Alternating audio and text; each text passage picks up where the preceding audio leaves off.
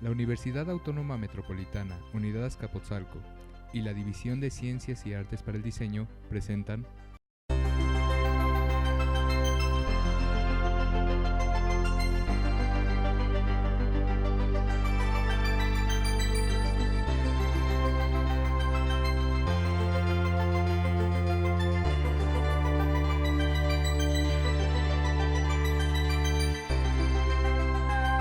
Me voy a permitir abreviar un poco el currículum porque es muy extenso, entonces voy a abreviarlo un poco. Bueno, el arquitecto es egresado de la Escuela Nacional de Arquitectura de la UNAM, tiene especialidad en vivienda en la Escuela Nacional de Arquitectura, maestría y doctorado en arquitectura con mención honorífica en la Facultad de Arquitectura de la UNAM, diseño y construcción de más de 80 obras arquitectónicas, en las cuales se incluyen oficinas, hospitales, fábricas, laboratorios, apartamentos, tiendas, casas habitación, de diferentes niveles y costos, para el gobierno y para particulares. Es profesor de la Facultad de Arquitectura desde 1969, en la cual ha realizado puestos administrativos, académicos, honoríficos y de elección como consejero técnico.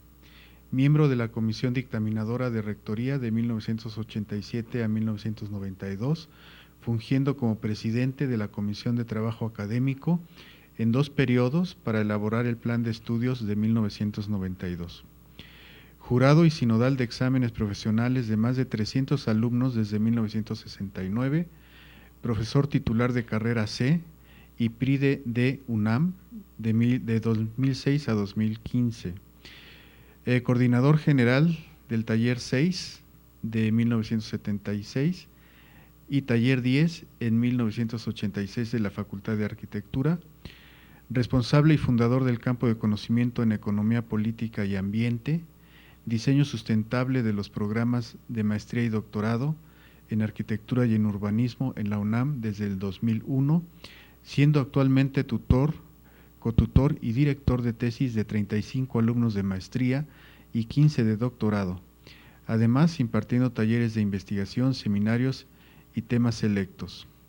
Miembro de los comités académicos de los programas de maestría y doctorado en Arquitectura y Urbanismo de la UNAM de 2001 a la fecha, representante del Colegio Académico para la Reforma del Reglamento General de Estudios de Posgrado de la UNAM, coordinador de 6 diplomados nacionales e internacionales en consultoría ambiental, auditoría ambiental, imagen en la arquitectura y otros en el campo del desarrollo profesional para la División de Educación Continua de la Facultad de Arquitectura.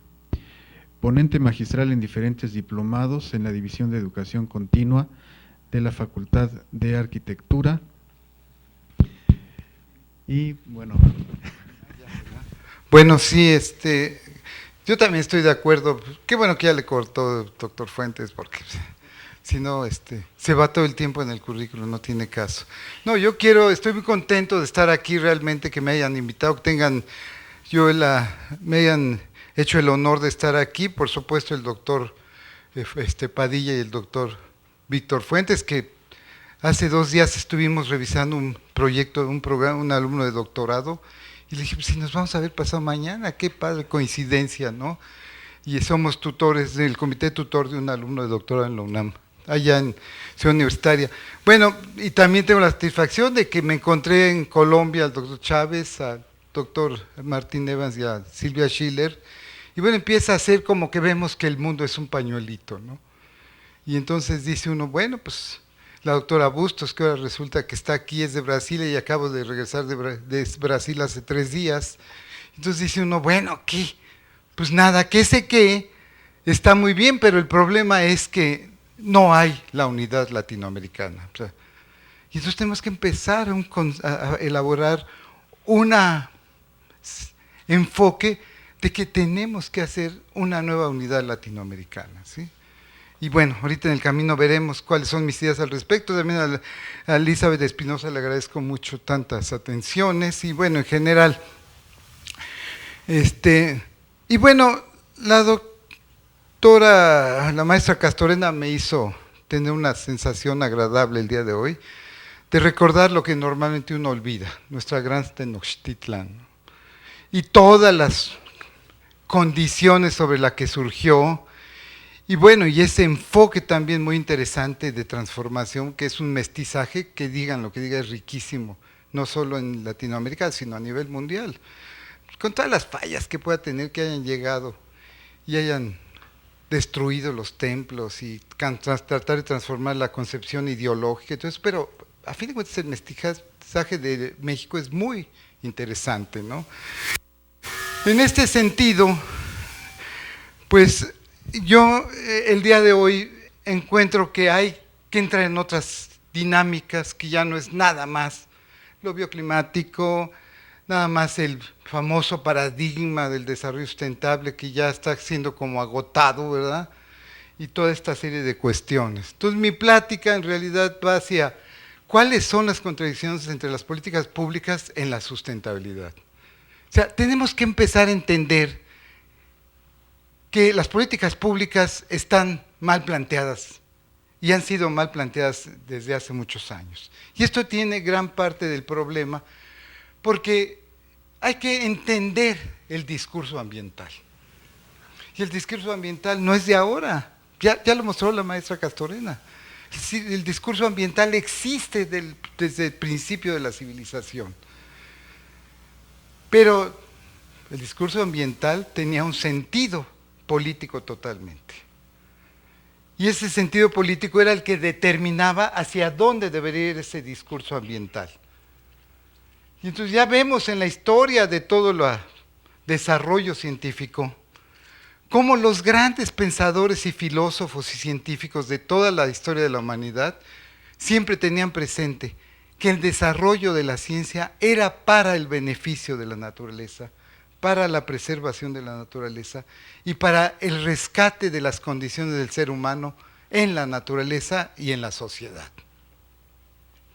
Y entonces todas esas condiciones del Renacimiento, que la revolución científica y luego la revolución industrial, pues fueron deformando todo este enfoque de ese discurso ambiental original, que era totalmente natural, pero que nos estaba identificando mucho más con los conceptos de vida, que es lo más importante. Todo esto lleva a que entonces, en ese discurso ambiental ya encontramos que sí, que yo estoy tratando de hacer un nuevo enfoque de cómo el actual discurso ambiental no se genera en la Cumbre de la Tierra, evidentemente, 1992, no, y estoy haciendo toda la base síntesis de cómo es un discurso ambiental que se va generando desde mediados del siglo XIX. Y entonces, en este mediados del siglo XIX, pues ya teníamos aquel famoso discurso del jefe Seattle, que es un poema bellísimo respecto a la relación del ser humano con la naturaleza, que ahorita sí cuando lo estoy diciendo y recuerdo lo que es no lo voy a pasar, ahí búsquenselo en Google, ¿no? Pero cuando lo oye uno y dice uno, bueno, es de estremecimiento el hecho de oír ese discurso, ¿sí? Mi hermano, el águila, el río que es como mi propia vida, todo esto. Y luego ya vienen los que tratan de rescatar esto, como Ralph Waldo Emerson, que tiene también un discurso muy similar que a los que les interese, y también está, pues, por supuesto, el gran trascendente del pensamiento contemporáneo desde el punto de vista de la participación civil, que es Henry David Thoreau, allá por el 1849, cuando plantea en su libro Civil Disobedience cómo el hombre se ha vuelto cobarde, negligente, apático, etcétera, y que tenemos que recuperar las condiciones espirituales que debe tener el hombre ante todo lo que lo rodea y principalmente ante su propia sociedad. Porque se daba cuenta Henry David Thoreau que había perdido el hombre y se había vuelto cobarde, negligente, todo lo que se le apático, etcétera. Y entonces estos ya son parte de los nuevos discursos ambientales. Por eso pienso que tenemos que retornar a mediados del siglo XIX para poder entender que no es cierto que es el siglo XX el que da el cambio. Ya viene gestándose, lo vemos con los pintores, Cézanne, Gauguin, todos los antecesores, que ya empezaban a trabajar en la pintura con todas estas vinculaciones a la naturaleza, y que a través del impresionismo pues, hacen unas muestras ideales de la abstracción de la naturaleza, en ese cambio del renacimiento y del clasicismo hacia una nueva visión. Pero todo esto se consolida obviamente en este discurso ambiental, en que es evidente que empieza a transformarse a partir de que debe ser claro que debe haber una cultura política, pero que atrás lleva toda una cultura intelectual, una cultura social, una cultura científica, una cultura cultural. La cultura política es la forma de hacer la relación, pero atrás debe estar esa cultura social, cultural, filosófica, etcétera, etcétera. ¿Y cuál es el problema? Que nos basamos solo en la cultura política y perdemos de vista todas esas bases filosóficas y conceptuales que nos hacen ser. Ese es el gran problema. Hemos perdido las bases filosóficas y conceptuales de la relación del ser humano con todo aquello que le rodea.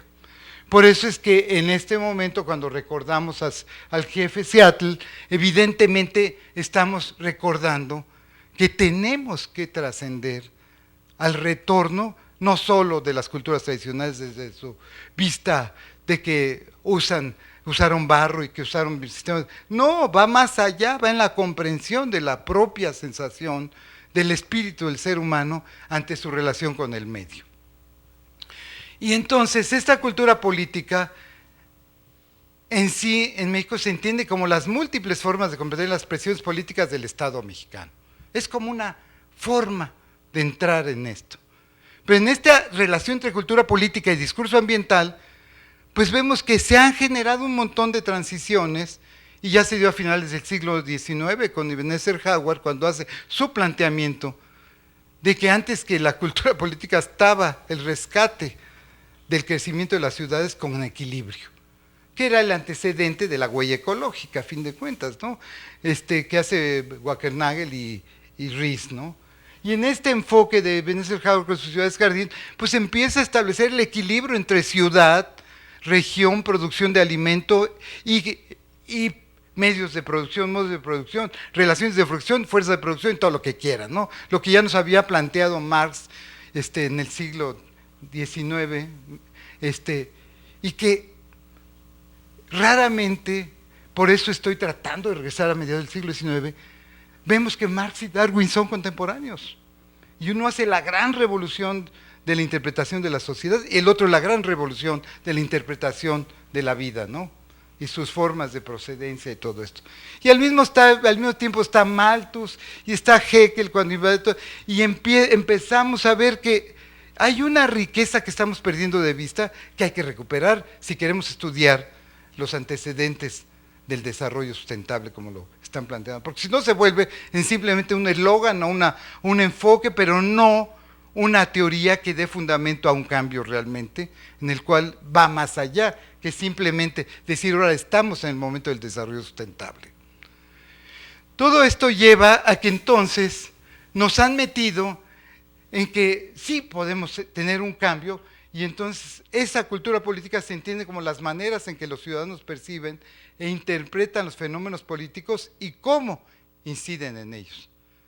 Pero si revisamos con calma las maneras en que los ciudadanos perciben e interpretan los fenómenos políticos y cómo inciden en ellos, nos vamos a dar cuenta que no es cierto. Mentira, estamos totalmente subordinados o juzgados, todo lo que quieran, ¿no? No podemos, no es cierto que podamos percibir e interpretar fenómenos y cómo incidir en ellos. Hay un rompimiento en esta parte, en donde mentira que podemos incidir en la cultura, en el desarrollo de la política, porque está coartado por todas las condiciones, principalmente económicas, que determinan formas y modelos económicos que nos subordinan. Y entonces tenemos que empezar a entender que en la cultura política es una respuesta a una acción, pero antes atrás hay que entender la razón. Y entonces hay un problema que estamos perdiendo de vista, ir al fondo y origen de los problemas que originan todo. Tenemos que empezar a regresar a entender el origen y las causas de lo que originan. Yo recuerdo bien que en la cultura política, cuando entraron los últimos 25 años, los jefes de gobierno, que Dios me salve y me siga salvando, ¿no? Y a todos nosotros, ¿no? Ya vieron que el día de hoy aparece que Mancera está en los niveles más bajos en la historia de popularidad de un jefe de gobierno, ¿no? Pues es evidente, pues no está haciendo nada, ¿sí? Y la gente ya no se chupa el dedo, como dicen, ¿no? Y entonces todo esto nos lleva a que tenemos que empezar a transformar esa concepción política que estamos planteando para poder incidir en el cambio. Y entonces, si la cultura política es el conjunto de normas, valores, conocimientos y conductas sobre el fenómeno político y construir valores que implican una visión sobre la nación, la pregunta es, ¿no estamos capacitados para participar políticamente? Por lo tanto, las políticas públicas, que es el punto focal, pues se hacen como ellos quieren, porque nosotros no tenemos la capacidad. Porque nosotros no sabemos lo que es la nación en esencia. No tenemos ni conciencia de qué es la nación. ¿Por qué? Porque además es mañosamente dado por el sistema ideológico dominante de los gobiernos que no sepamos, ese es el gran problema. No nos van a enseñar lo que es la nación, no nos van a enseñar lo que son los partidos políticos en esencia y lo que deberían de ser, no nos va a enseñar lo que son las elecciones en serio, ni los legisladores, ni las autoridades, ni las acciones políticas que se desarrollan en el ejercicio, porque no les conviene. Y entonces, antes que cultura política, tendría que haber una cultura general para ir a un cambio radical y entender que la cultura política es una respuesta a un fenómeno cultural y no viceversa. Y ahí si nos metemos, vamos a ver que pues el mismo Hegel fue influido totalmente por la Revolución Francesa, ¿sí? De ahí surge todos los enfoques de Hegel y ahí todo el argüende que se traen con los famosos socialistas y todo ese juego del siglo XVIII. Todo es la trascendencia de la cultura como parte de esto. Pero en ese juego de la Revolución Francesa era el juego del dominio del poder. Al fin de cuentas no era que los pobres o los desprotegidos fueran y tomaran el poder. No es cierto, era el cambio de poder para los que tenían intenciones, ¿no? En ese momento los burgueses, los que estaban dominando en la economía, que ya no era la aristocracia. Eso está pasando en México en este momento, cuando hablamos que nos están pegando fuertemente y no podemos hacer nada, es porque han tomado el control de la nación desde una visión totalmente política, se les olvida lo que es la sociedad. Los partidos políticos son una bola de mafias que solo están robando al país, ¿sí? Y además que no sirven para nada, ¿no? ¿Para qué queremos más de 500 diputados, ¿sí? Si no hacen nada? Las elecciones es un fraude, evidentemente, porque no hay elecciones realmente. Las elecciones para elegir a un representante era para que después el representante hiciera lo que queremos. La ciudadanía y los que votamos por él, el maldito. ¿Cuándo? Ya es elegido, se le olvida por quién fue elegido y hace lo que se le da la gana. Pero todo esto viene de una falta de cultura general de la sociedad, ¿sí me explico? No estamos preparados para el cambio. Las autoridades hacen lo que quieran porque no sabemos cuáles son las verdaderas funciones de las autoridades, ¿no? Y bueno, las acciones políticas que se realizan en el ejercicio público, bueno, nos vuelven locos, ¿no? La burocracia nos ha comido todo esto, ¿no? Todo esto nos lleva a que cuando se plantean políticas públicas, ya se nos va complicando más la existencia. Porque entonces tenemos que entender cuáles son las estructuras y formas de gobierno que deben existir y cuáles son las que tenemos. Y eso nos lleva a un compromiso como universitarios muy difícil, porque entonces nos está llevando a que tenemos que investigar, conocer y aprender. Y entonces para esto tenemos que aprender cuáles son las estructuras y formas de gobierno para poder debatir. Y entonces estamos viendo que a las universidades le está faltando un enfoque más formal al pensamiento crítico.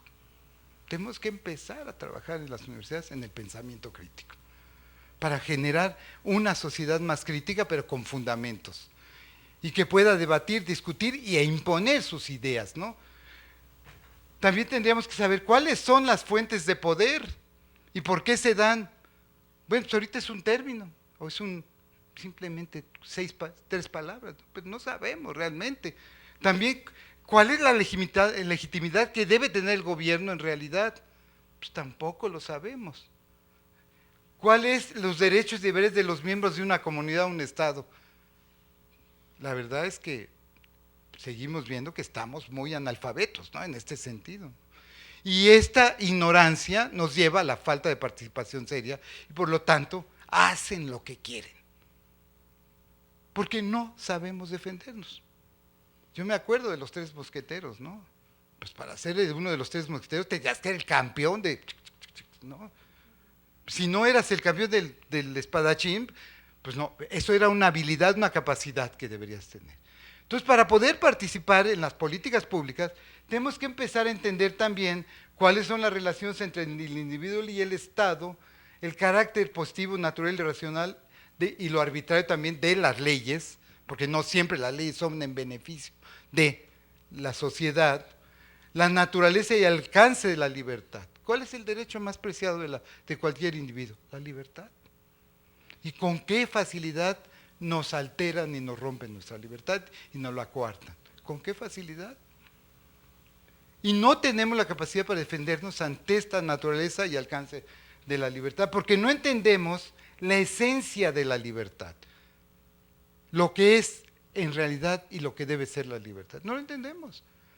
Entonces ahí hay un error que las universidades están fallando.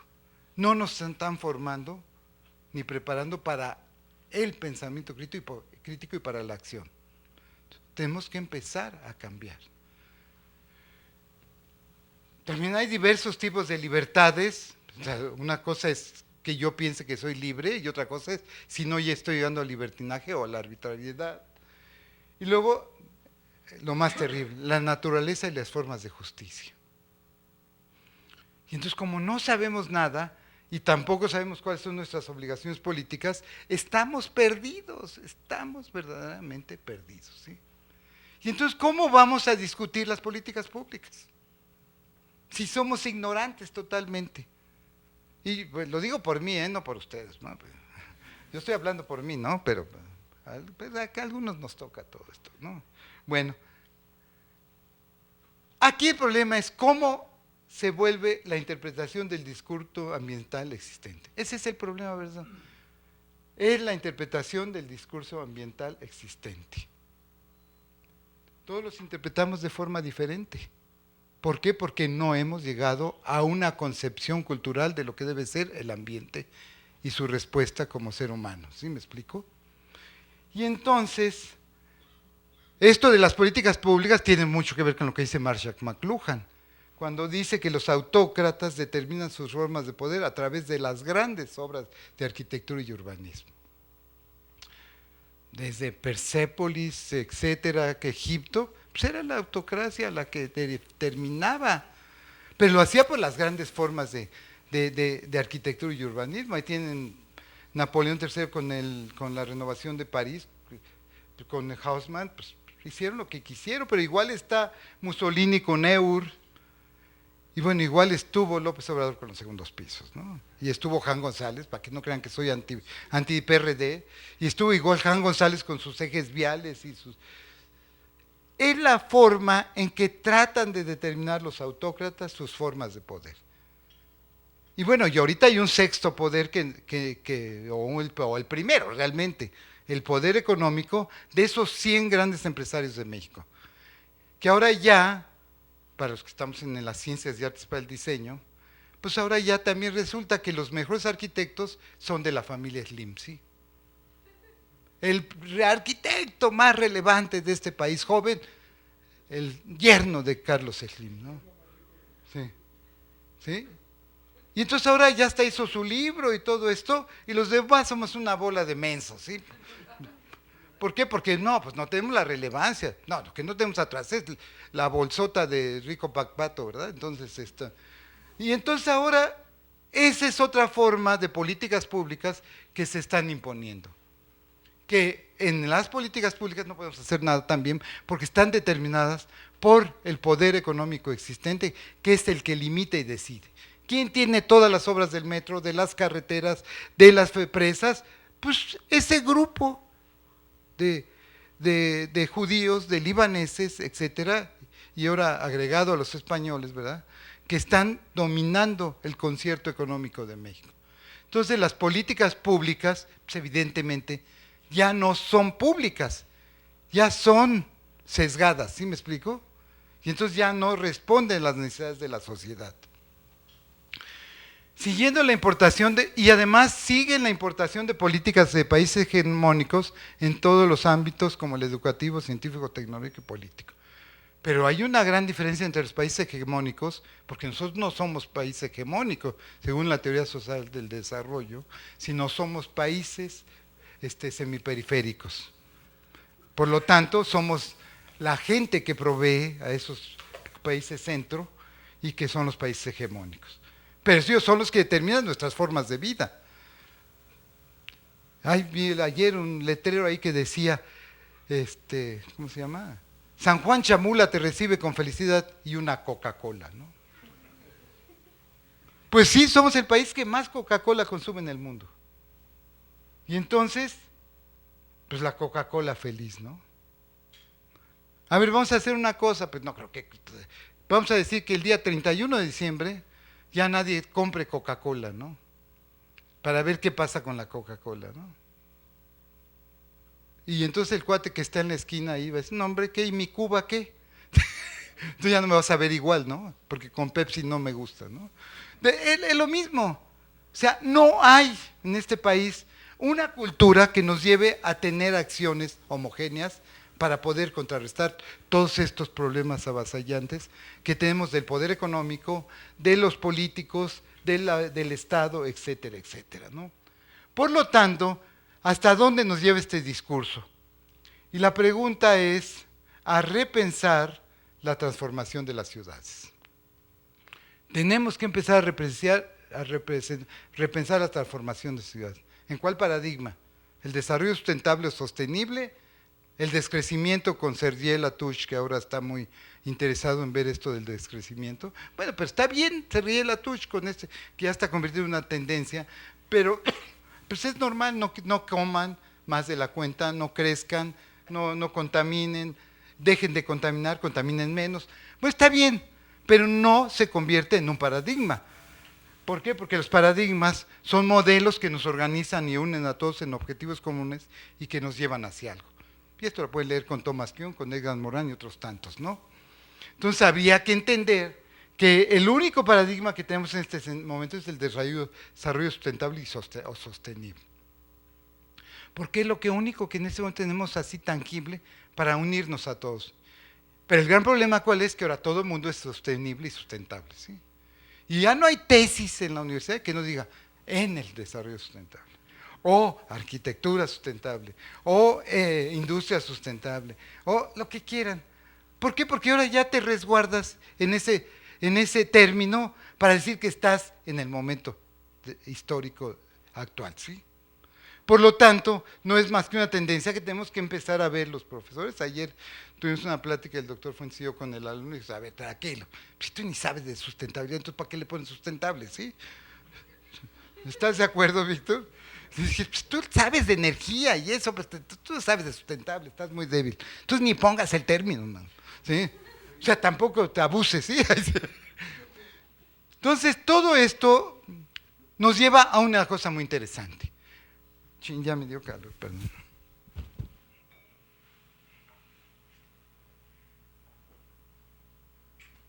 Nos lleva a una cosa muy interesante que es que tenemos que empezar a percibir la sabiduría que el proceso de la ciudad nos ofrece históricamente. Es interesantísimo percibir la sabiduría que el proceso de la ciudad nos ofrece históricamente y se convierte en un texto abierto. Fíjense qué interesante. Lo que hace la doctora Castorena, ella se me salió, bueno, es eso precisamente, percibir la sabiduría que el proceso de la ciudad nos ofrece históricamente y se convierte en un texto abierto. Y para esto ya hay formas, entren en la hermenéutica de Aristóteles, que ahora se convierte en la hermenéutica analógica con Beuchot, con Ambrosio Velasco, todos estos que están trabajando, y bueno, por supuesto el respaldo internacional, Gadamer, todos estos, pero bueno, hay que entrar también a empezar a pensar que la ciudad es un texto abierto, pero no sabemos interpretar ese texto abierto, porque no nos hemos capacitado también para hacerlo. Y por eso interpretamos la ciudad a nuestro modo, cada quien, ¿sí? Y creemos que estamos haciendo cosas. Bueno, evidentemente todo esto nos lleva a que entonces, ¿qué? Entonces, ¿a qué vine a la universidad? Pues si no me están enseñando nada, ¿no? No, lo único que estoy diciendo es que son visiones mías que se me hacen interesantes, ¿no?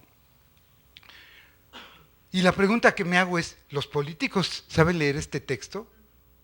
O sea, el de la ciudad como un texto, ¿sabrán? Y entonces la respuesta es, híjole, no. Porque primero ni se han capacitado, ¿no? No dudo que haya políticos buenos, intelectuales, que saben hacer las cosas. Pero hay otras cosas que les interesan más, ¿no? No es exactamente resolver los problemas de la sociedad. Y entonces cuando a mí me dijeron un día, ¿en qué partido estás? En ninguno. ¿Por qué? Ni ninguno. Porque militancia es subordinación y es obediencia. Y yo no me voy a ir a meter a que estos que no saben nada o que están haciendo arbitrariedad y media, pues me tengan que ordenar lo que tengo que hacer. Ya en el periodo de 88 me invitó la esposa de Muñoz Ledo y me dijo, que queremos que seas diputado en esta zona. Entonces les pregunté, ¿pluri o uni? Nominal. No, pues que tienes que hacer campaña. Pues no soy. No, porque yo no puedo ir a decir mentiras, les dije, ¿sí? Yo no puedo ir a decirles mentiras a la gente. Pero no es porque yo les diga mentiras, es que no las voy a poder cumplir, porque a la hora que se cambie el sistema, o entre yo como diputado, los que me van a exigir que cumpla con lo que dicen son las cabezas, que son las jefes de partido, ¿no? Y entonces ahí yo ya no iba a poder trabajar, ¿no? Bueno, a mí me tocó ser el primer subdelegado de Ecología y Medio Ambiente de todo el Distrito Federal en 91 en Contreras, como la delegación para fundar por los recursos naturales que tiene. Empecé muy contento, yo había sido líder vecinal, vicepresidente de Junta de Vecinos, todo esto, y me había metido. Y ahí empecé a perder mi despacho, no se metan a la grilla, ¿no? Entonces, el primer año muy bien porque el que me invitó estaba ahí, pero luego se va y llega otro. Y entonces, pues automáticamente entregas tu renuncia. Y entonces me dicen, no, queremos que se quede. Y yo, de babas, no puedo decir de otra forma, decidí quedarme. La primera regla es salte también. No puedes llegar con alguien que no es afín a ti. Bueno, empezaron una gran cantidad de luchas que eran pleitos extremos y hasta que acabamos peleados casi a muerte con el delegado, que era mi jefe, porque nos agarrábamos en las reuniones, porque yo no estaba de acuerdo, porque él sí exigía obediencia. Le decía, y entonces me dijo, ¿qué no? Entonces no me va a obedecer, me dijo un día, le dije, no, yo no tengo por qué obedecerlo, yo vengo a cumplir funciones, pero no a estar obediente. Es un término que probablemente usted no entiende. Entonces si les digo cómo me contestó, bueno, se asustan, me lleva Dije, ya se perdió, ¿no? Y ya de plano un día que ya no aguantaba, me dijo, le voy a dar, pero ya como todas sus palabras. Y yo le dije, pues yo ya me voy, sí, pero no por miedo, sino porque ya no podías trabajar con un loco, ¿no? ¿Sí me explico? Total que a mucho orgullo digo que renuncié y lo demandé ante la Contraloría General por abuso de autoridad, por corrupción y por todo. Por supuesto, a él no le hicieron nada, tuve que renunciar yo, porque ese es el juego de la política. Yo tuve que renunciar porque él era el que tenía el poder, ¿sí me explico? Entonces, todas las políticas públicas están fincadas en el poder político. Y entonces ahí es donde ya no podemos. Por eso estoy planteando que tenemos que prepararnos mucho. Ahora todos me dicen, es que todos los que llegan a esos puestos se corrompen. No, no es cierto. Porque es un problema de valores, de principios, y que ahí sí cada quien si quiere cumplirlo, los cumple. Yo sí me aventé, yo les puedo decir que yo sí viví de mi cheque de subdelegado durante los 2 años y fracción. Pero es un problema personal. Entonces, también tenemos que entender, como dice David Harvey, que es como nuestro gran gurú, ¿verdad?, en el urbanismo, que dice que lo físico del espacio público urbano y las políticas de la esfera pública, ¿cómo los vamos a entender? ¿Cómo entendemos lo físico del espacio público y cómo las políticas de la esfera pública? Y ahí es donde empieza a ver cómo se deben generar esas políticas de la esfera pública. ¿Y cómo deben actuar entonces ante el colapso ecológico y ambiental, el calentamiento global, la expansión del capitalismo, el crecimiento incompatible con sostenibilidad y la pobreza extrema y otros. Un problema tan acuciante. Nadie entiende que el desarrollo sustentable tiene una serie de principios porque no lo han estudiado. Cuando se hace la declaración de Río, surge el famoso Nuestro Futuro Común. Yo estuve en Río en 1992 y volví a estar en el 2012, y pues, ya en el 2012 fue cotorreo, puede decirse.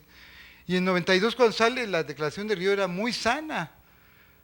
Plantearon una serie de principios para que hubiera desarrollo sustentable. Un principio era abatimiento de la pobreza extrema, así de tajante. Y otro era mayor equidad, evidentemente. Otro era mayor democracia. Otro era reformas a la estructura económica, local e internacional. Otro era manejo adecuado de la energía, manejo adecuado de los recursos naturales. Equidad de género, ¿sí? Y otros 2 o 3 más. La pregunta es, ¿hay algún país que pueda decir que cumple con todos estos principios? ¿Qué es un principio? Es algo que nos son a todos como una máxima, ¿sí? O sea, tenemos los 10 mandamientos, son unos principios, ¿no? Que todos los católicos tenemos que cumplir. Hay 2 o 3 que dicen, hijo, estos no me gustan nada, ¿no? Pero bueno, los tenemos que cumplir, aunque sea como de dicho, ¿no? Pero por supuesto, pues los principios nunca nos gustan todos, ¿no? Entonces, todo esto nos lleva a que el dilema, ¿cuál es? Si las economías capitalistas necesitan incrementar beneficios más que incrementar producción. Y la pregunta es, ante eso no podemos nada. Por eso están haciendo la ciudad como quieren. Yo me sorprendo de ver la cantidad de centros comerciales que hay, ¿no? Estoy haciendo un estudio de pobreza urbana que gané con un proyecto de investigación, PAPIT se llaman, y fuimos a hacer una investigación a Ciudad Nezahualcóyotl hace 2 semanas. Y bueno, de pronto llegas al borde de Xochiaca, que era un tiradero, y está la plaza que hizo el Carlos Slim. Y transformó totalmente el sitio. Pues es otro tipo de autócrata económico, ¿no? Está determinando sus formas de poder a través de ¿qué? Del manejo de lo económico por medio de plazas, servicios, y bueno, yo me incluyo, yo soy un baboso cuando en el teléfono lo uso a lo menso, ¿verdad? Y le estoy dando más dinero cada día a Carlos Slim, ¿no? Entonces tenemos que empezar a racionalizar todas estas cuestiones. Y entonces tenemos que establecer una política de los límites ecológicos, de los límites económicos, de los límites sociales, porque nos hemos desbordado y hemos perdido las dimensiones. Entonces tenemos que empezar a cambiar todo esto. Porque si no, vamos a ir a una economía del exterminio, como ya decía Lewis Mumford allá a principios del siglo XX, en su libro The Condition of Man, en la cual decía que toda esta política de economía del exterminio era un excesivo optimismo tecnológico bajo los peores aspectos de la biología, economía, tecnología, organización y otros que son puestos juntos. Pero bajo los peores aspectos de la biología, por eso era la economía del exterminio, no tomábamos lo valioso, estamos tomando lo peor y lo tomamos como el elemento clave. Entonces no podemos seguir con todo esto. Y el problema es que no tenemos un rumbo, los diferentes actores sociales, y la única respuesta que nos puede guiar, y que ahora estoy tratando de difundir en todos los lugares que he estado dando pláticas, es cuál es la tarea de esta generación. Y de verdad, la pregunta que les hago a ustedes y me hago a mí, ¿cuál es la tarea de esta generación para decir cumplí? Ese es el gran problema, ¿no? Y si los pongo a pensar en esto, que se lleven en la mente cuál es la tarea de esta generación, pues van a empezar a encontrar que está más que nada difícil, porque la principal cuestión que yo encuentro es que tenemos que estar unidos. Pero antes que estar unidos, tenemos que saber en qué estamos unidos y por qué, ¿sí me explico? Y entonces en esta tarea de esta gran generación, pues les recomiendo que lean a Heidegger, que dice que la reforma es tarea de toda una generación y la renovación de la universidad implica el renacimiento de la auténtica conciencia científica. Entonces ya liga Heidegger cómo la reforma de toda es tarea de toda una generación, a partir de la renovación de la universidad, que implica un renacimiento de la auténtica conciencia científica y de sus lazos con la vida. Todo esto lo dice Heidegger en un libro del 2005, ahí tengo la cita, por después si quieren, ¿no? Entonces, ¿por qué? Porque hay algo muy bonito que ahorita no recuerdo de dónde lo saqué, porque es tanto lo que les... que dice que la Universidad Autónoma de México ha sido el sensor y el pulso de los tiempos históricos de este país. Y que ha sido el enfoque democrático que solo se ha dado en las universidades estatales. O sea, las universidades han sido el único bastión democrático que existe en este país. Y nos están queriendo hacer perder ese bastión. ¿Por qué? Porque está incluido en el TLC que firmó otro maldito, que no digo el nombre, todos saben, en el cual uno de los puntos claves era privatizar el Pemex en 1992. El otro era acabar con las universidades privadas y con la salud estatal, y que todo fuera privado. Y lo van queriendo cumplir paso a paso, ¿sí me explico? Pues yo digo, pues a ver, éntrenle, a ver si todos los integrantes de las universidades estatales del país los dejamos, ¿sí? ¿Por qué? Porque tenemos que seguir siendo el sensor del pulso histórico de este país que tienda hacia la democracia, ¿sí? Y que dé factores de democracia, ¿sí? Entonces tenemos esa responsabilidad como universitarios, porque además pues tenemos que ver que esa sensación de cuál es la tarea de esta generación, la tenemos que empezar a formar todos nosotros, los viejos como yo, con los jóvenes, pero trabajando conjuntamente, ¿sí?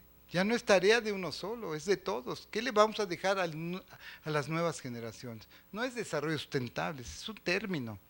¿Cuál es la tarea de esta generación en este México? Y bueno, ya empezamos a ver ciertos caminos, porque al percibir que requerimos de una guía y corriente de pensamiento que nos lleve a entender que la contradicción es la fuerza motriz del cambio.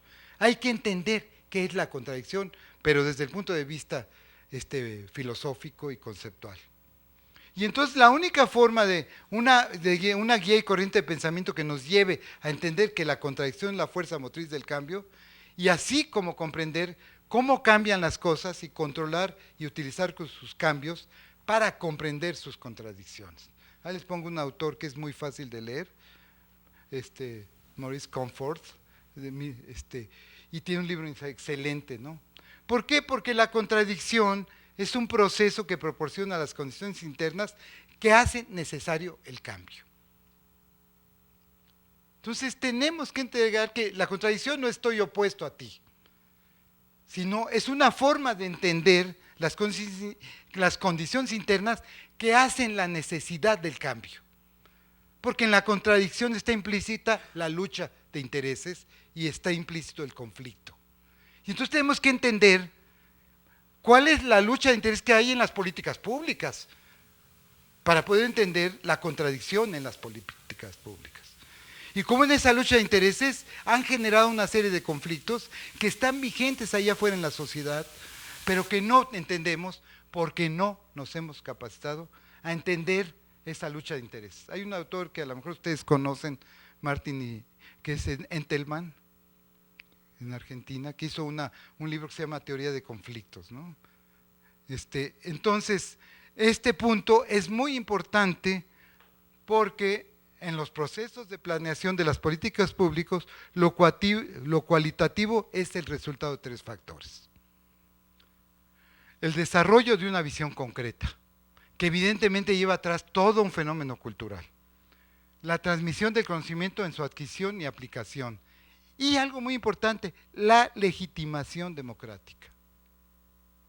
Si vemos todo esto, vamos a encontrar que en esa visión concreta tiene que haber una transformación del individuo hacia una nueva conciencia que le den una nueva forma y actitudes. Pero para esto que necesitamos, empezar a generar primero una revolución cultural, una revolución social y luego una revolución ecológica y una revolución ambiental. Obviamente ya no es cuestión de agarrar y un fusil y ya vine con mi revolución ecológica, ¿no? Hay que hacer, el fusil es otra cosa en una revolución ecológica, ¿no? Es otro instrumento.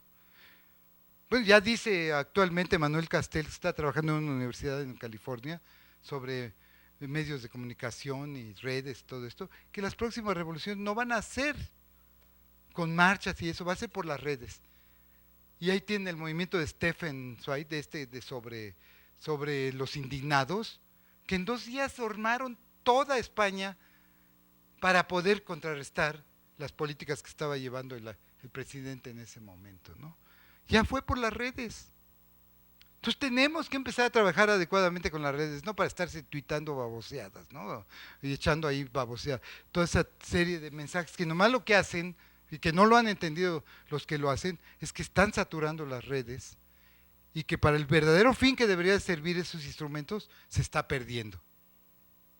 Tenemos que empezar a ser más concretos y más conscientes de lo que tenemos, porque eso es consumo de energía y por supuesto es algo que el desarrollo sustentable está en contra, que es la entropía, ¿sí me explico? Y que no es más allá que una pérdida de energía que ya no puede ser recuperada y que lo estamos haciendo de manera inconsciente.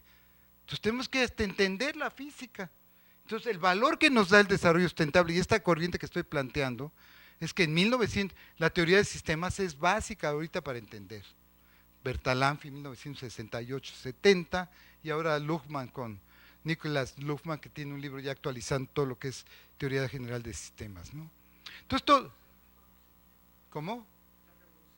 Claro, sí, toda esta estructura de la revolución científica, sí, y entonces todo esto va avanzando.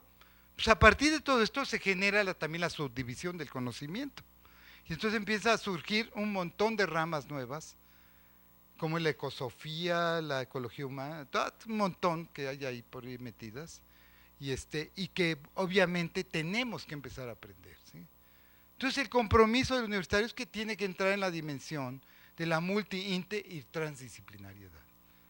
Tenemos que empezar a saber cómo trabaja un grupo multidisciplinario y para qué, cuál es el objetivo de un equipo interdisciplinario y cómo y para qué, y luego si podemos generar, porque ya todos piensan que diciendo vamos a ser transdisciplinarios ya están generando trascender las disciplinas existentes. Pues no entienden que es todo un proceso muy largo de trabajo en equipo y de conformación, porque esta ciudad está hecho un asco a través de las políticas públicas, porque precisamente no ven a la ciudad como un sistema, sino la ven como la suma de acciones y hechos aislados. Y entonces meten más redes de vialidad, pero más redes de metro, y ¿dónde está la articulación? Que esto sea un sistema que funcione armónicamente. No lo hay. Entonces ahí vemos que una contradicción de las políticas públicas es que no entiende que la ciudad es un sistema. Y por lo tanto, ya hicimos la línea 12, ya hicimos el Metrobús, ¿y dónde está esa articulación, no? Y entonces como si ahorita me dicen, ay, te está fallando el corazón, ay, pues te meto una tripa por aquí encima y ya te lo conecto, ¿no? Pues eso es lo que están haciendo, pero no están viendo cómo reparar el sistema para que funcione orgánicamente, ¿no?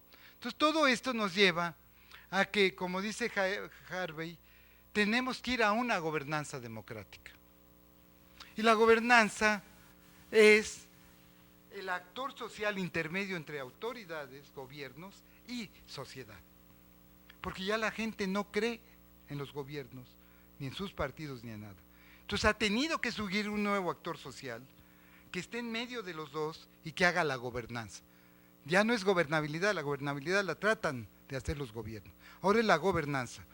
Un caso exitoso de gobernanza es el caso de Bilbao, que hicieron en la transformación de Bilbao. Lo primero que hicieron fue el Museo Guggenheim. Entonces, para llegar al Museo Guggenheim, hace 20 años, llegabas por una vereda. Yo acabo de estar hace año y medio en el Guggenheim. Bueno, es impresionante. Ese puerto que hace 40 años era la maravilla de esa zona, pues ahora es la maravilla de desarrollo industrial también, pero en otro sentido. Y entonces platicando con el director de la compañía que hizo la gobernanza, me dijo, es que encontramos un filón al entender que nuestra posición no era estar del lado del gobierno ni del lado de la sociedad, sino estar intermedio y que la sociedad creyera en nosotros, porque respondíamos mejor a los intereses de la sociedad y también respondíamos con acciones a los intereses del gobierno. Entonces es un interlocutor que se está gestando en este momento para cambiar el esquema de gobernabilidad. ¿Por qué? Porque ya no creemos en los gobiernos, porque las políticas públicas que vemos son totalmente absurdas, ¿sí me explico? Entonces, en este planteamiento, hay que, para comprender este proceso y para aprender a cómo controlarlo y dominarlo, deben conocerse sus contradicciones esenciales e investigar las formas específicas que revisten estas en cada caso. Sin olvidar que las contradicciones sociales son antagónicas cuando implican conflictos de intereses económicos. Y entonces, pues, estamos llenos de conflictos y de intereses económicos y empieza a haber la lucha de intereses. ¿Cómo vamos a resolver todo esto? Pues esto tiene que ver con el tema principal, hábitat sustentable. Porque ahora no nada más hay habitabilidad en la casa, también hay habitabilidad urbana. Porque hemos perdido eso que era histórico y era maravilloso, la relación del hábitat con el espacio público.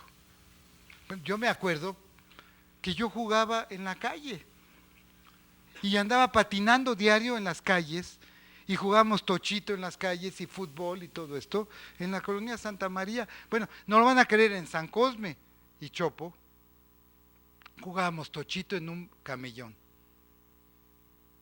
Y todavía me tocó ver, bueno, por la edad es obvio, que todavía ves pasaba el tranvía, ¿no? Que iba al Zócalo. Pues era maravilloso ir de mosca parado atrás del tranvía, porque traía una barra. Los que ya tenemos un poco más de cerca la edad, pues veo aquí tu nombre es Jorge que está disfrutando, porque pues, él también vivió parte de esto, ¿no? A lo mejor menos, más joven que yo, pero bueno. Pero imagínense que veíamos llegar el tranvía, esos tranvías amarillos de puro fierro, ¿no? Y traían una barra atrás, y entonces nos veíamos, se paraba y te subías. Entonces ya vamos a ir de mosca, ¿sí me explico? Porque íbamos así pegados como mosca. Y de pronto se paraba y salía corriendo el motorista. Y a correr. Y todos, teníamos 12 años, entonces, ¿no? Y sí, se volvió a subir el motorista y corríamos y otra vez nos subíamos. Y así nos íbamos hasta la Alameda Central, desde San Cosme e Insurgentes, y luego hasta el Zócalo, ¿no? Entonces era padre, porque cada que se bajaba el motorista a correr y otra vez a regresar, otra vez. Pero eran otras épocas, desde San Cosme e Insurgentes veían ustedes los volcanes, por ejemplo. Y era la época en que sí había 4 estaciones, ¿sí me explico? En las tardes llovía de 3 a 4:30 y a las 5:30 un sol padrísimo y empezaba el atardecer y a jugar en la calle, ¿no? La tarea después la hacías, ¿no? Entonces, bueno, pero vivías la calle.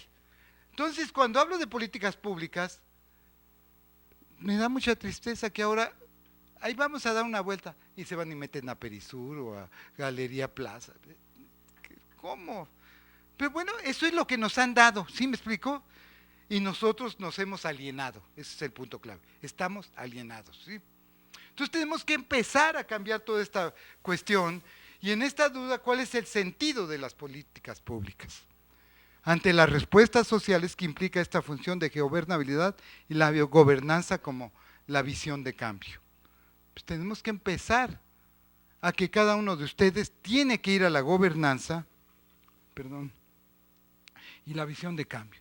Y entonces en este momento, pues lo que estamos haciendo, yo con cada uno de mis alumnos, es que les estoy solicitando que deben trabajar en una comunidad y lo único que estamos encontrando a nivel mundial, porque estoy en una asociación internacional que se está generando en Estados Unidos y Europa, que se llama SED, que se llama Social Economic Environmental Design, y en la cual el punto clave es el fortalecimiento de las comunidades.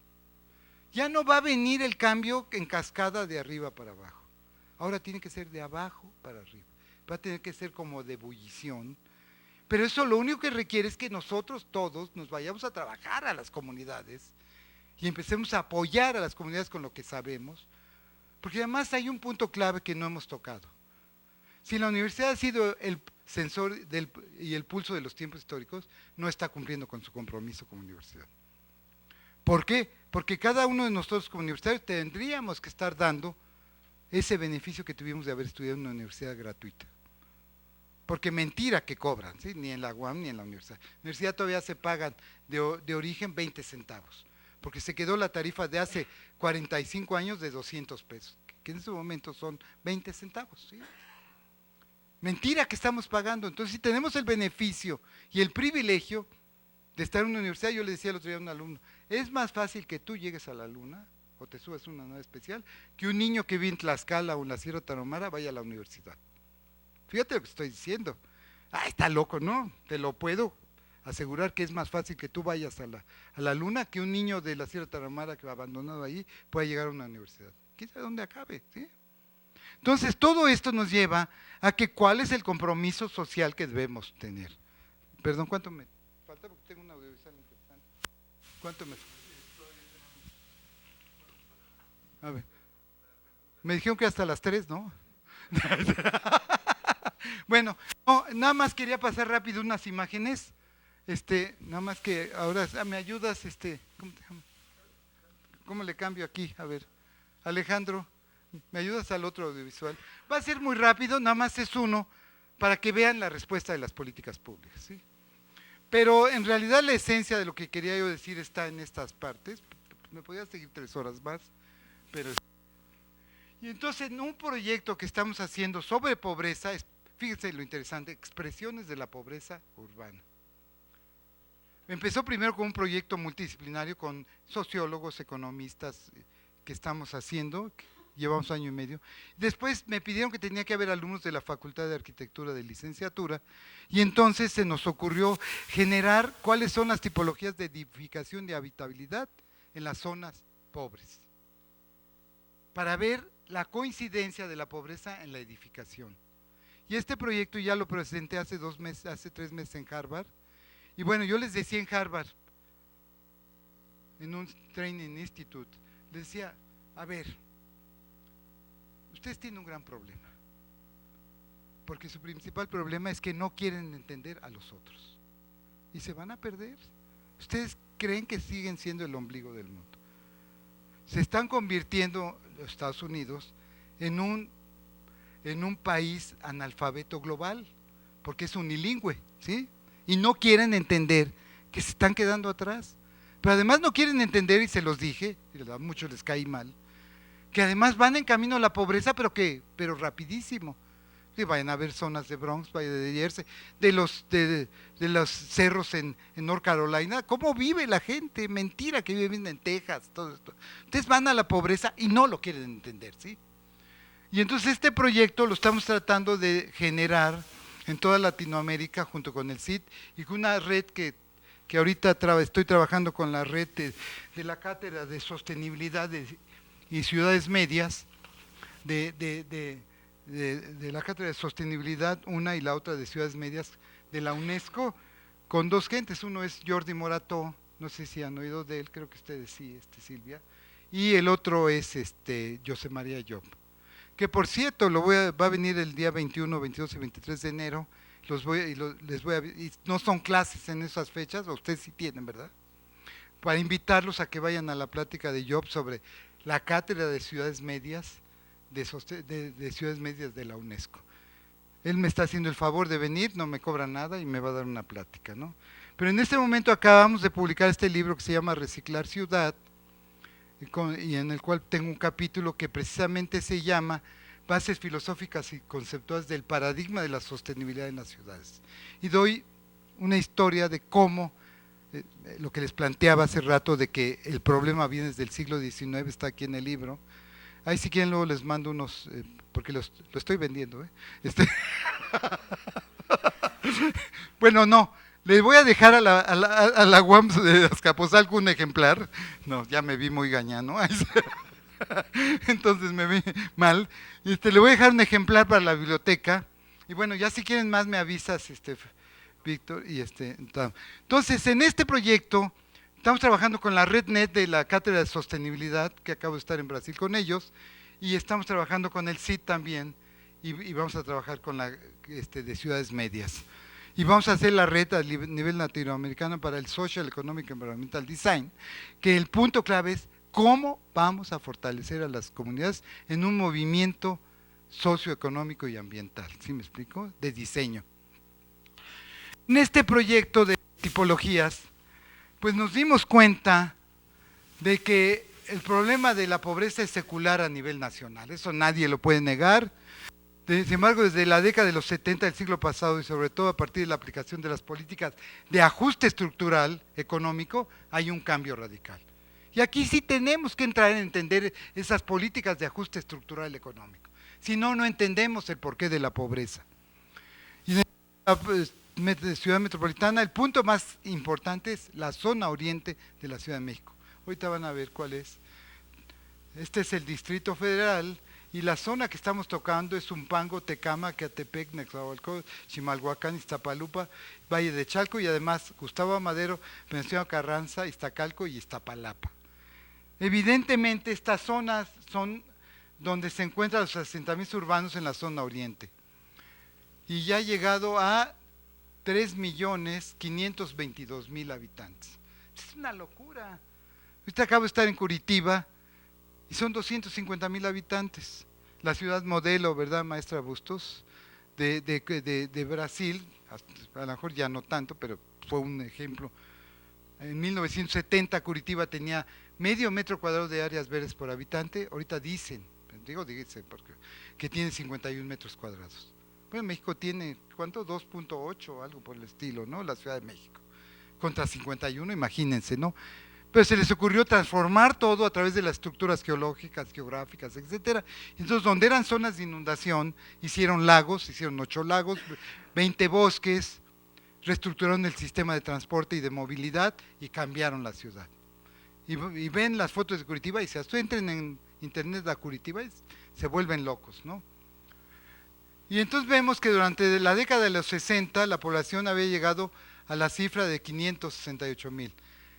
Y estamos hablando de esta zona, pero ya para 1900, no es que no se ve casi, ya había 9 millones, ¿no? Y toda la cifra de la zona metropolitana es de 9 millones.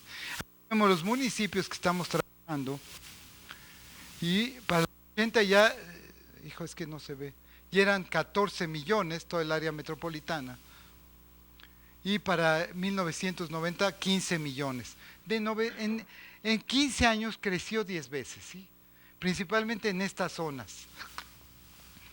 Ustedes saben que Ciudad Nezahualcóyotl es evidente, una zona que creció mucho, pero ya le ganó Ecatepec. Y fíjense qué interesante, ¿quién hizo Ciudad Nezahualcóyotl? Los malditos familiares de Miguel Alemán. Como Uruchurtu, que era un regente muy duro, no dejaba crecer la ciudad, pues se fueron a la periferia, en la salida a la carretera de Puebla, antes de llegar a la desviación hacia Chimalhuacán, y empezaron a vender.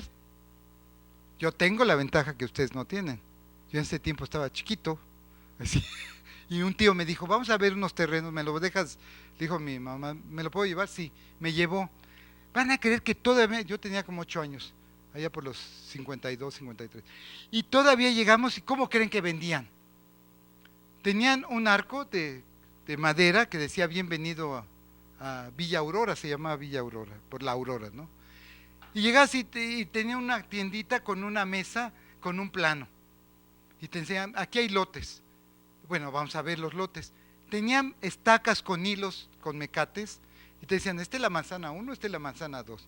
¿Y mi lote dónde estaría? Espéreme, 1, 2, 18 metros, aquí estaría su lote, ¿sí? Oiga, y el agua, el drenaje, todo esto, la luz. No, eso viene después. ¿A poco crees que por el precio que te doy el lote te voy a dar también todo eso? No, lo vamos a tener que pelear. Pues así hicieron Ciudad Nezahualcóyotl, ¿sí? Entonces hay unas fotos impresionantes. Ya acabo de estar visitando toda Ciudad Nezahualcóyotl, Chimalhuacán, todo esto es otro mundo, ¿sí? ¿Qué es lo que ha sucedido en Ciudad Nezahualcóyotl? Se fortaleció la comunidad y cada casa es un negocio. Tienen microindustria en cada casa y es interesantísimo ver el nivel de calidad de vida que tienen. Bueno, más como dato adicional, en la avenida López Mateos de Ciudad Nezahualcóyotl, el metro cuadrado vale 20,000 pesos de terreno sobre López Mateos. No es para que vean, y esto tiene que ver mucho con el valor de suelo. Lo que nos rige ahorita es el valor del suelo, es lo que nos ha echado a perder. Que no es un problema económico, esto se llama un problema de crematística, que es la disciplina que da valor a los objetos y a los elementos. No, ya acabé. Ay, sí. Bueno, vemos esto, ya voy a acabar rápido, ahí está la zona. ¿Cómo estamos investigando? Esto ya se está haciendo con todo el equipo, somos 20 y tantos. La área de estudio está aquí ya hecho con sistemas de información geográfica. Tenemos que aprender ahora todo esto, nos volvemos multidisciplinarios, tenemos que aprender muchas disciplinas, tenemos que aprender de estadística, todo esto, interpretación, estadística SPSS para fenómenos sociales, etcétera. Vemos indicadores de carencia, indicadores por calidad y espacios de la vivienda, viviendas particulares habitadas, con pisos de tierra, etcétera, etcétera, ¿sí? Y así vimos todas las zonas de estudio, que además está sirviendo para que los alumnos de licenciatura se reciban, Tecámac, Ecatepec, etcétera, y vemos todo el trabajo, cómo lo desarrolla, y ahora vemos que y dividimos en tres. La edificación es un concepto que viene definido por su carácter finalístico. Estas son viviendas hechas por desarrolladores inmobiliarios. Son Ara, Urbis y Geo, yo les llamo feo, cara y turbio, ¿sí? No, bueno, entonces entonces todo esto lleva a que está la zona y vemos que dividimos en tres elementos importantes. Edificación no consolidada con materiales efímeros. Es la que está ahí puesta, pobrecitos, y viven de la manera más mala. Y vimos cuáles eran las características a analizar, no las leo. Luego, edificación consolidada en zonas de riesgo, que son chorrales, váyanse a las pirámides y van a ver todos los cerros, pues son edificaciones consolidadas en zonas de riesgo. Pues esa es otra clasificación que tomamos y elaboramos. Y la tercera, fíjense qué interesante, edificación consolidada pero con alta marginalidad urbana, pero de desarrolladores como Ara, Geo, como Cara, Feo y Turbio, ¿sí? Que además descubrimos que no cambian los niveles de pobreza con este tipo de edificación. Al contrario, la acentúan y además roban a los pobres, ¿sí? Porque el negocio está en, te vendo la casa con 500 pesos, te hago los trámites, con 18,000 te doy la casa y después empiezas a pagar 1,100, 800 pesos, pero si fallas 3 mensualidades te la quito. Y la mayoría han perdido las casas y todo el capital que invirtieron. Es un maldito negocio en el cual el Estado está coludido, ¿sí?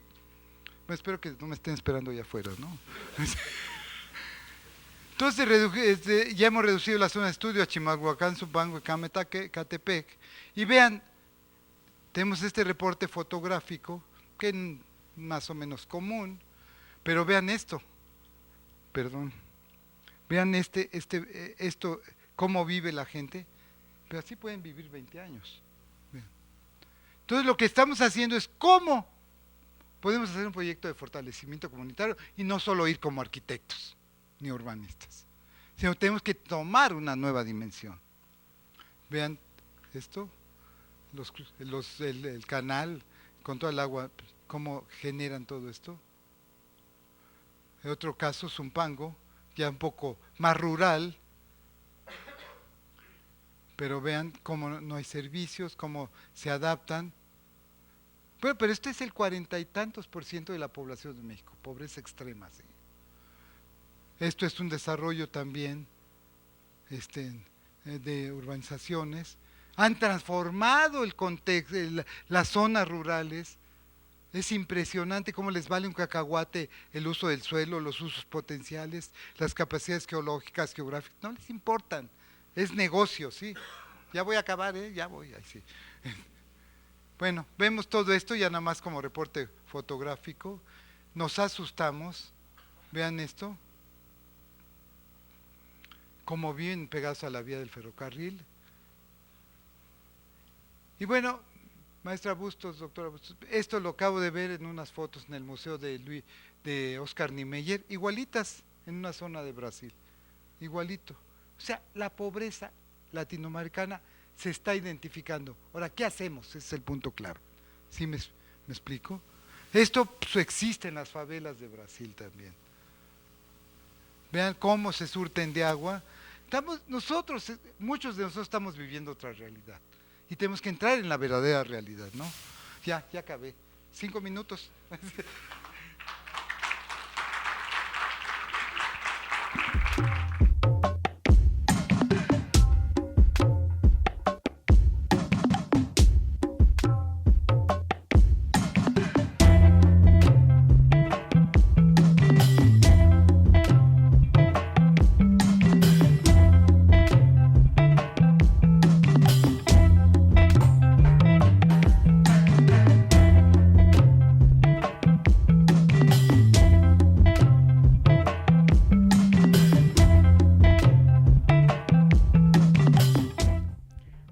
Una producción de CIA TV para la Universidad Autónoma Metropolitana, Unidad Azcapotzalco.